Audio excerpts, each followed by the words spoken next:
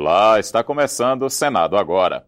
A Comissão de Direitos Humanos fechou o semestre com debates sobre assuntos quentes da pauta nacional e a aprovação de um conjunto de leis que beneficiam mais de 40 milhões de brasileiros.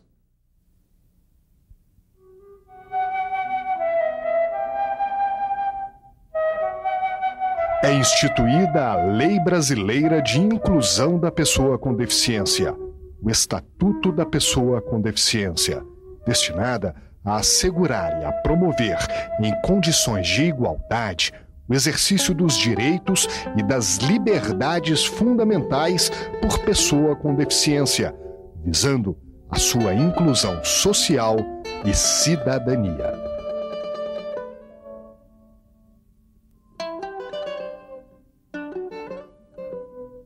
Baseado na Convenção Internacional sobre os Direitos das Pessoas com Deficiência, o Estatuto, aprovado pelo Senado em junho e sancionado em julho, foi um dos projetos aprovados pela Comissão de Direitos Humanos no primeiro semestre de 2015.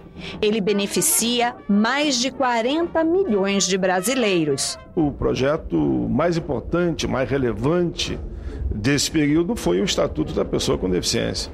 São 142 artigos, cada artigo praticamente uma lei e sempre na linha de garantir direito para aqueles que mais precisam. Além dos projetos aprovados que beneficiam idosos, mulheres, índios, crianças e adolescentes, o forte da Comissão de Direitos Humanos são os debates. Com uma média de 2 audiências públicas por semana, os senadores ouviram especialistas em muitos assuntos, como maioridade penal, aborto, ajuste fiscal e reforma política. Entre os muitos temas discutidos, um teve maior destaque nesse primeiro semestre.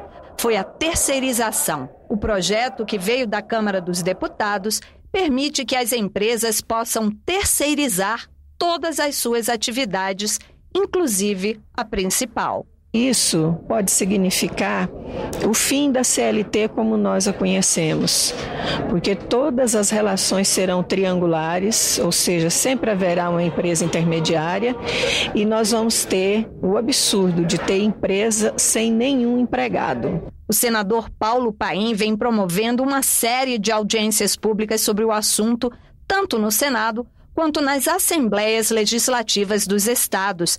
Ele diz que é uma forma direta de dialogar com a população e afirma que já tem uma opinião formada quanto ao relatório que vai apresentar. Em todos os estados, todos foram unânime em pedir para mim a rejeição do projeto que veio da Câmara e que eu apresente outro em nome das entidades, regulamentando e melhorando a vida dos 12 milhões e meio de terceirizados. Milhões de brasileiros se beneficiam do trabalho da Comissão de Direitos Humanos do Senado. Cidadãos que podem esperar um segundo semestre intenso de atividades. Além de continuar o debate sobre a terceirização, o fator previdenciário será outro destaque da comissão. Nós vamos também pautar aqui os vetos, para debater os vetos, para que os senadores e deputados tenham consciência de que nós temos que, de uma vez por todas, assegurar o fim do fator sem aquela escala progressiva que depõe contra o interesse de quem vai se aposentar. Nós vamos ter que aprovar aqui, e debater e aprovar uma política permanente de valorização dos benefícios dos aposentados e pensionistas. No segundo semestre de 2014, as denúncias do episódio conhecido como Swiss Leaks davam conta de que mais de 8 mil brasileiros possuíam 7 bilhões de dólares na Suíça. Logo após o início do ano legislativo, uma CPI foi instalada para investigar os fatos. Em setembro de 2014, 2 jornalistas brasileiros comunicaram ao COAF, Conselho de Controle de Atividades Financeiras, que entre os donos de milhares de contas suspeitas na agência de Genebra do HSBC, havia 8.667 brasileiros. Como a lista era produto de um crime, a Receita Federal desconsiderou a informação. Em fevereiro, alguns nomes vazaram para a imprensa. No início de março, o Senado instala a CPI do HSBC. Para apurar supostas irregularidades na abertura de contas no HSBC na Suíça. A comissão esbarra numa série de obstáculos. Os dados considerados oficiais estavam em poder das autoridades francesas. A CPI ouve dirigentes do COAF, ex-secretários da Receita Federal e autoridades do Banco Central. O objetivo? Investigar evasão de divisas, sonegação fiscal, lavagem de dinheiro e associação a outros crimes. Ao mesmo tempo, senadores recorrem ao Ministério Público e ao Ministério da Justiça para que consigam, junto ao governo francês, a lista completa. O presidente do HSBC Brasil nega qualquer ligação com o episódio. Nem eu, nem quem me antecedeu teve informações com relação a essas contas. Em abril, o ministro da Justiça garante ampla cooperação, mas adverte que a troca de informações está sujeita aos termos de 2 tratados do Brasil com a França. A CPI, então, tenta investir na quebra de sigilos. O Supremo Tribunal Federal reconhece a prerrogativa da comissão, mas ela está dividida. A maioria dos senadores não considera que o relatório de inteligência financeira do COAF seja suficiente para pedir quebra de sigilos bancário, fiscal e telefônico. No Senado, uma proposta de repatriação do dinheiro de brasileiros fora do país repercute na CPI do HSBC. No momento em que nós assinamos, traga o dinheiro. Aí do outro lado nós temos uma CPI que fala assim, eu vou pegar você. O projeto de lei que está colocado no plenário do Senado, que envolve a questão de anistia e do repatriamento, o que significa para nós? Significa que conclusões que a CPI deveria ter lá no final já está sendo adiantada no plenário do Senado. A França não autoriza o compartilhamento dos dados com a CPI. O prazo previsto para o relatório é 4 de setembro. Foi um banho, um balde de água fria, quando o governo francês não compartilhou conosco essas informações, para que nós pudéssemos ter em bases legais, com base nessas dificuldades, que a gente comece a pensar, sim, na prorrogação. A ocupação das cidades cresce em ritmo acelerado. E quais são as consequências? Congestionamentos no trânsito, poluição, estresses e muitos acidentes. Para frear esse caos, foi criada em 2012 uma política nacional para integrar os diferentes meios de transporte e melhorar a acessibilidade e mobilidade da população. A partir de hoje, você acompanha no Senado Agora a série especial Se Mexe Brasil. Na primeira reportagem, a equipe do programa Município Brasil fala sobre o uso da bicicleta como meio de transporte.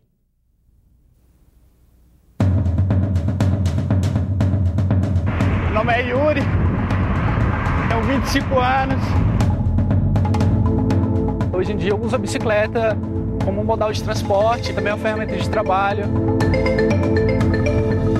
Você tem que ficar desviando dos buracos, tem carros andando no acostamento, carros que estão fechados.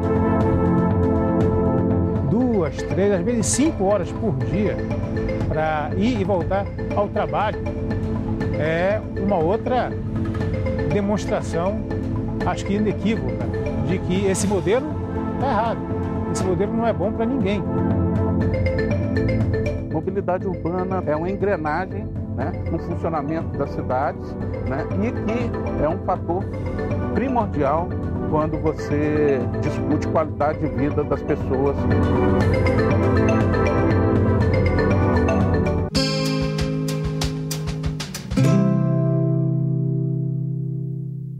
Em vigor desde 2012, a Lei da Mobilidade traz uma série de sugestões para facilitar o deslocamento de pessoas e de cargas, além de integrar os diferentes modais de transporte. E mais importante, ela traz para as ruas o conceito de mobilidade sustentável.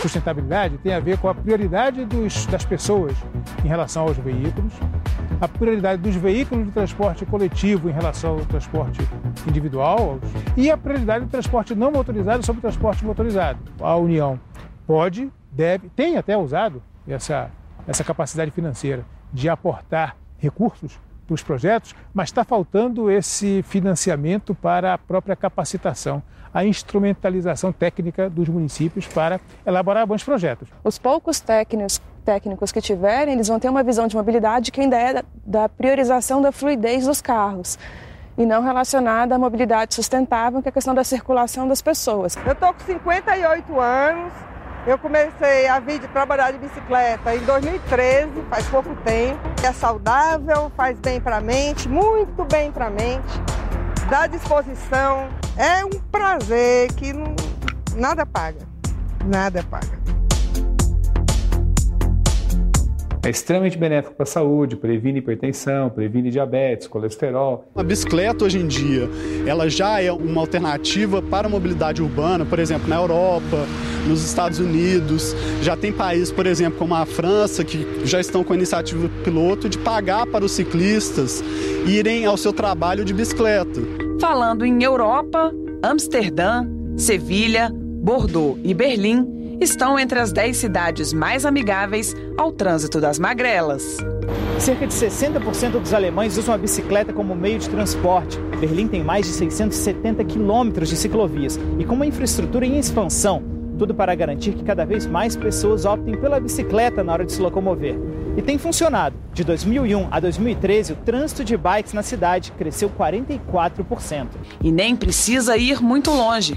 Tem vizinho dando exemplo. Esta red se ha desarrollado más o menos desde hace más de 20 años y tiene como objeto inicial o como es la movilidad, con una movilidad más limpia, más sostenible para la ciudad. O importante em todos esses exemplos é entender que não foi feita uma política específica e isolada para os ciclistas. Foi feita uma política de mobilidade, pensando o trânsito da cidade. Ela é indicada para todas as idades, é fácil de manejar, bem mais barata que moto ou carro, traz benefícios para a saúde e ainda pode ser um dos instrumentos para ajudar a desafogar o trânsito nas grandes cidades.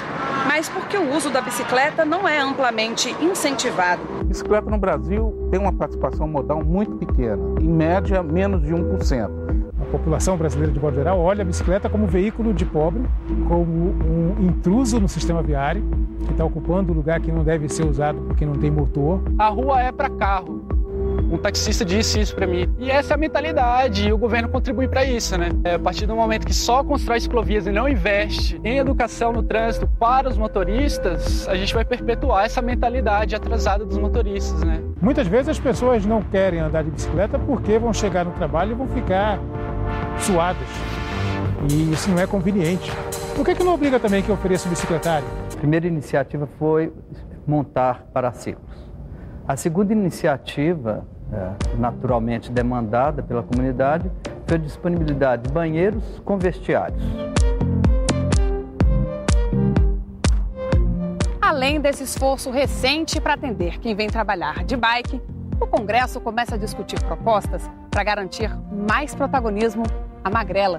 Por exemplo, eliminar o IPI que incide sobre bicicletas, partes e peças, construir ciclovias nas cidades, criar estacionamentos gratuitos em áreas públicas e privadas e até permitir que o passageiro do transporte rodoviário despache sem custos o seu camelo. Se nós retirássemos os tributos, como o IPI, por exemplo, como o projeto que apresentei aqui junto com o senador Inácio Arruda, sobre a bicicleta já diminuiria o valor. Se isso foi feito já com os automóveis, em momentos adequados, o que não se pode fazer com as bicicletas? Não podemos medir esforços e nem poupar muitos recursos para fazer essa alteração da geografia urbana das grandes cidades e das pequenas cidades. Eu creio que para você incentivar o uso da bicicleta é necessário muito mais do que incentivo fiscal. É necessário de incentivo mesmo de você disponibilizar o equipamento, um incentivo de você mostrar para a pessoa que além de ser um bom transporte, é um transporte saudável, porque ajuda no exercício físico e cada vez mais a gente cria gerações sedentárias.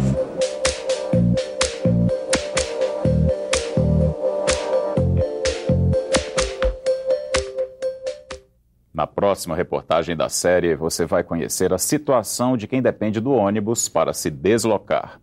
Esta edição do Senado Agora fica por aqui. Voltamos a qualquer momento com outras notícias. Até a próxima.